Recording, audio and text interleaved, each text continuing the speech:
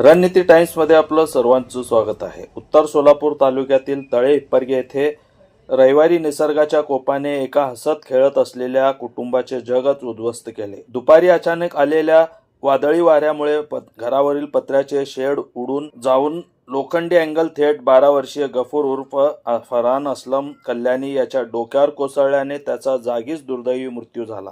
या हृदयद्रावक घटनेमुळे संपूर्ण गाव शोकसागरात बुडाले आहे। रविवारी दुपारच्या सुमारास परिसरात वादळी वाऱ्यासह पावसाचा जोर वाढला होता। कल्याणी कुटुंब आपल्या घरात सुरक्षित असल्याच्या भावनेने बसले होते।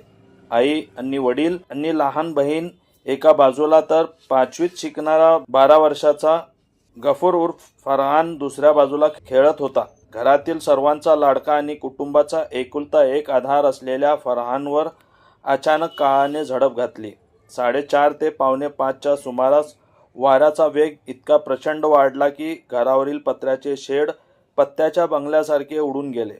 त्या शेडसोबत असलेले जड लोखंडी अँगल थेट खाली बसलेल्या फरहानच्या डोक्यावर कोसळले। क्षणातच होत्याचे नव्हते झाले। गंभीर दुखापत झाल्याने गफूर उर्फ फरहानने जागीच प्राण सोडले। डोळ्यादेखत आपल्या लाडक्या मुलाचा अंत होताना पाहून आईवडिलांचा आक्रोश हृदय पिटाळून टाकणारा होता। आमचा एकुलता एक लेक तो आता परत येणार नाही, या वेदनादायी वास्तव्याने संपूर्ण कुटुंब कोलमडून गेले आहे। सुदैवाने घरातील इतर सदस्य या दुर्घटनेतून बचावले, मात्र गफूर उर्फ फरहानच्या मृत्यूने कल्याणी कुटुंबावर दुःखाचा डोंगर कोसळला आहे।